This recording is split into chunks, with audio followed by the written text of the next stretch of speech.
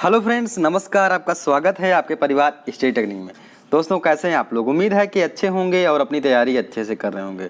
तो दोस्तों, आज के इस वीडियो में हम लोग पढ़ेंगे शैक्षिक मापन के स्तर। जैसा कि आप लोगों ने देख लिया होगा, ये सबसे ज़्यादा इंपॉर्टेंट टॉपिक है दोस्तों। ये आपके सेमेस्टर में भी पूछा जाता है, टेट में तो ये टेट का फेवरेट है। यूपी टेट, सी टेट और सुपर टेट में एक क्वेश्चन यहाँ से एक क्वेश्चन बनता ही बनता है। तो इसको आप लोग एकदम अच्छे से तैयार कर लीजिएगा दोस्तों। शैक्षिक मूल्यांकन, क्रियात्मक शोध एवं नवाचार के कुछ टॉपिक दोस्तों, जो सबसे ज़्यादा इंपॉर्टेंट टॉपिक हैं, उसको थोड़ा सा हम सोच रहे थे एक बार रिवीजन करवा देते हैं। तो उसी में से ये पहला टॉपिक है। 2-3 टॉपिक ऐसे हैं जो आपके यूपी टेट में पूछे जाते हैं दोस्तों, और उसको आप लोग पढ़ते नहीं हैं या उस पर आप ध्यान नहीं देते हैं। तो जिसमें पहला टॉपिक आपका है शैक्षिक मापन के स्तर। तो दोस्तों, इसको हम लोग देखते हैं, इसको हम लोग समझते हैं क्या होता है। तो शैक्षिक मापन के हमारे स्तर होते हैं 4। पहला देखिए हमारा होता है शाब्दिक अथवा नामित स्तर, जिसको इंग्लिश में कहते हैं नॉमिनल स्केल। दूसरा होता है क्रमित स्तर, जिसको हम कहते हैं ऑर्डिनल स्केल। और तीसरा हमारा होता है अंतराल स्तर, जिसको कहते हैं इंटरवल स्केल। और चौथा होता है हमारा अनुपात स्तर, जिसको कहते हैं रेशियो स्केल।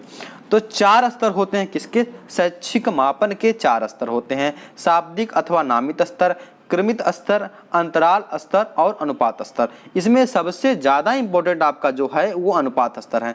अनुपात स्तर कई बार पूछा गया आपसे एग्जाम में दोस्तों। तो चलिए दोस्तों, हम लोग देखते हैं कि करके समझते हैं कि क्या क्या होता है।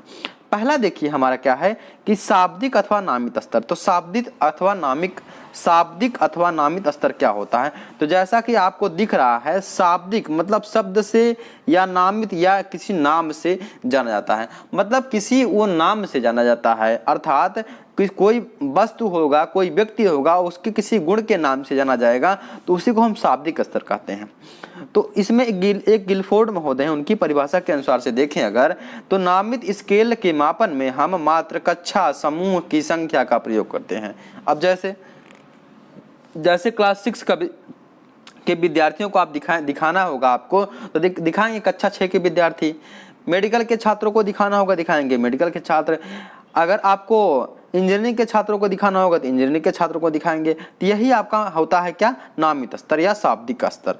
इसमें देखिए क्या होता है कि वस्तुओं या घटनाओं को उनके किन्हीं गुणों के आधार पर अलग अलग समूहों में रख दिया जाता है।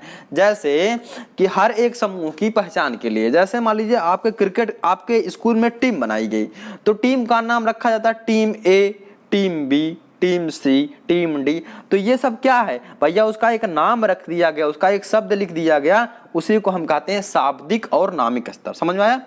जैसे आपके स्कूल में टीम बन गई, या आप लोगों के क्लास में क्या होता है, जैसे आप देखे होंगे ना, एक साइंस बैकग्राउंड हो गया, एक आर्ट बैकग्राउंड हो गया, एक कॉमर्स बैकग्राउंड हो गया, और एक हमारा हर एक चीज से नाम से डिवाइड कर दिया जाता है। जैसे साइंस बैकग्राउंड में बच्चे साइंस वाले होंगे, आर्ट बैकग्राउंड में बच्चे आर्ट वाले होंगे।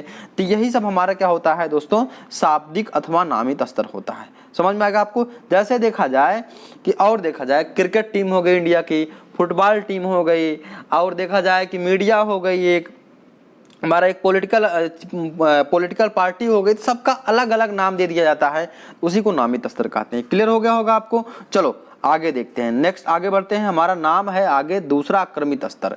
क्रमित स्तर जिसको इंग्लिश में कहते हैं ऑर्डिनल स्केल।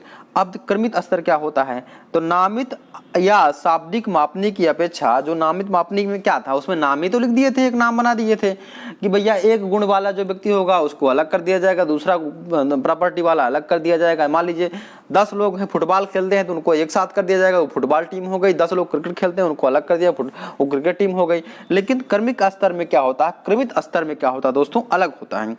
ये दोस्तों क्या होता है, नामित स्तर से ज्यादा शुद्ध माना जाता है। क्या होता है कि इसमें घटनाओं या वस्तुओं को उनके किसी गुण या विशेषता के आधार पर उनको बढ़ते या घटते क्रम में लगाया जाता है। जैसे कोई वस्तु है वो अच्छी है तो उसको सबसे पहले रख दिया गया, उससे कोई कम अच्छी वस्तु है उसके बाद में, उससे खराब वस्तु है उससे बाद में, सबसे खराब वस्तु को सबसे बाद में, सबसे अच्छी वस्तु को सबसे पहले रख दिया गया। तो एक क्रम में लगा दिया गया ना, एक क्रम आपका बढ़ते से घटते क्रम लगा दिया, या अच्छा से खराब का क्रम लगा दिया गया। तो उसी को हम दोस्तों कहते हैं क्रमित स्तर। समझ में आ गया होगा आपको? अब देखिए, इसे निर्धारण मापनी भी कहते हैं। ध्यान दीजिएगा, मोस्ट इंपॉर्टेंट आप लोग इसको ध्यान दीजिएगा, क्या है कि निर्धारण मापनी किसे कहते हैं? तो क्रमित स्तर ऑर्डिनल स्केल मापने को हम निर्धारण मापनी कहते हैं। जैसे देखिए आपके स्कूल में आपको रैंकिंग मिलता है, रैंकिंग क्या मिलता है, फर्स्ट, सेकेंड, थर्ड, ये हमारा क्या होता है, ये क्रमिक स्तर होता है या क्रमित स्तर होता है। समझ में आ गया है? चलो आगे नेक्स्ट बढ़ते हैं, हम देखते हैं क्या हमारा अंतराल स्तर मोस्ट इंपोर्टेंट आपका है। एग्जाम्पल आपसे पूछा जाएगा, एग्जाम्पल में दिया रहेगा कि तापमापी जो होता है थर्मामीटर किस स्तर की मापनी है। तो आपसे दिया रहेगा शाब्दिक स्तर, नामित स्तर, क्रमिक स्तर या अंतराल स्तर या अनुपात स्तर, तो आपसे पूछा जाएगा। तो ये जो हमारा थर्मामीटर होता है, तो थर्मामीटर आपका क्या होता है, अंतराल स्तर की मापनी होती है। अब देखिए ये क्या होता है, सबसे पहली बात ये क्रमिक जो मापनी होता है या क्रमित मापनी होता है उससे शुद्ध होता है। दूसरी बात है इसमें थर्मामीटर और फ़ारेनहाइट तापमापनी जो होता है वही हमारा अंतराल स्तर तापमापनी होता है। अंतराल स्तर तापमापनी का मतलब क्या होता है कि जिसमें एक समान अंतराल होता है। जैसे क्या होता है थर्मामीटर तापमापनी का तापमान देखें, यहाँ देखिए आपको चित्र में दिख रहा होगा 98 है, 99 है, 100 है, 101 है, इसके बाद 102 और 103। अब ध्यान से देखो, ये बताओ 98 से 99 एक का गैप है, 99 से 100 एक का गैप है, 100 से 101 तक एक का गैप है, 101 से 102 के बीच में एक का गैप है, यहाँ पर भी एक का गैप है। तो सभी के बीच में कितने का गैप है, एक एक का गैप आपको दिख रहा है, तो यही आपका हो जाएगा अंतराल स्तर। समझ में आया आपको? आगे देखिए अनुपात स्तर, जिसको कहते हैं रेशियो स्केल। अब अनुपात स्तर में क्या होता है रेशियो स्केल में, तो देखा जाए सबसे इंपॉर्टेंट हमने आपको बताया था पहले में, तो ये सबसे इंपॉर्टेंट देखिए यहाँ पर लगा भी है, सबसे ज़्यादा इंपॉर्टेंट आपका अनुपात स्तर है। क्या है दोस्तों, यह तीनों मापन में किसमें, तीनों मापन में सर्वोच्च है। पूछा जाएगा कि तीनों मापन में सबसे अच्छा मापन कौन करता है, अनुपात स्तर करता है। इनमें तीनों स्तर मतलब तीनों स्तर जो होते हैं इसमें विद्यमान होते हैं। इसमें देखिए सबसे ज्यादा इंपॉर्टेंट आपसे पूछाता है कि किस स्तर में वास्तविक शून्य होना इसकी एक बड़ी विशेषता है। तो अनुपात स्तर में, अनुपात स्तर की मापनी में वास्तविक शून्य होना इसकी एक विशेषता है, मोस्ट इंपॉर्टेंट है, याद कर लीजिएगा। ठीक है, आगे देखो इस विधि में हम तुलना करके अधिक परिशुद्ध जानकारी ले सकते हैं। जैसे एग्जाम्पल समझिए, एग्जाम्पल में मान लीजिए कि ए को 30 अंक मिला है और बी को 60 अंक मिला है, तो उन दोनों के बीच का अनुपात 1:2 के अनुपात में हो गया। अर्थात ए जो है या बी जो है ए से 2 गुना जो है अंक ज्यादा पाया है।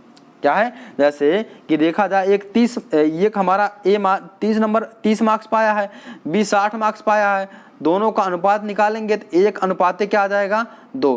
तो इन दोनों का अनुपात 1:2 आ गया। मतलब अगर ये इससे 2 गुना ज्यादा जो है मार्क्स पाया है, कौन, बी जो है ए से 2 गुना नंबर या मार्क्स जो है ज्यादा पाया।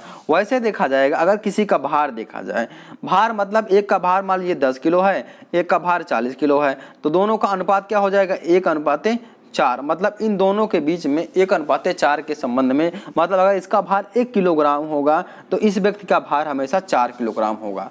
उसी प्रकार से देखिए दोस्तों, देखा जाए 2 गाड़ियां हैं, एक गाड़ी की स्पीड 20 किलोमीटर प्रति घंटा है और एक गाड़ी की स्पीड मान लो 80 किलोमीटर प्रति घंटा है। अब देखा जाए इसका ये 20 के 80 और 20 का 20, तो मतलब इन दोनों के बीच में कितना अनुपात हो जाएगा, 1:4 के अनुपात में हो जाएगा। मतलब 1:4 के अनुपात में हमारा क्या हो जाएगा, अनुपातिक संबंध हो जाएगा। अब इसको कैसे डिफाइन करेंगे, मतलब अगर ये पहली वाली गाड़ी 1 किलोमीटर प्रति घंटा की चाल से चलेगी तो दोस्तों दूसरी वाली गाड़ी हमेशा 4 किलोमीटर प्रति घंटा के चाल से चलेगी। तो इसी को हम कहते हैं रेशियो स्केल अर्थात अनुपात स्तर। दोस्तों ये मोस्ट इंपॉर्टेंट आपका है, और इसमें से सबसे ज्यादा इंपॉर्टेंट आपको जो समझने वाली चीज है वास्तविक शून्य का होना इसकी सबसे बड़ी विशेषता, इसको आप लोग ध्यान दीजिएगा। तो दोस्तों उम्मीद है आपको समझ में आ गया। छोटा सा टॉपिक था, क्योंकि हमने इसको पढ़ा है क्योंकि बहुत ही ज्यादा इंपॉर्टेंट था। और दोस्तों इसका पीडीएफ हम टेलीग्राम पर आपको सेंड कर देंगे, वहां से जाकर आप लोग डाउनलोड कर लीजिएगा। तो दोस्तों अपनी तैयारी को जारी रखिए, तैयारी को लॉकडाउन में तैयारी मत छोड़िए, पढ़ते रहिए। दोस्तों मिलते हैं नेक्स्ट वीडियो में, तब तक के लिए अपना ख्याल रखिए। जय हिंद, वंदे मातरम।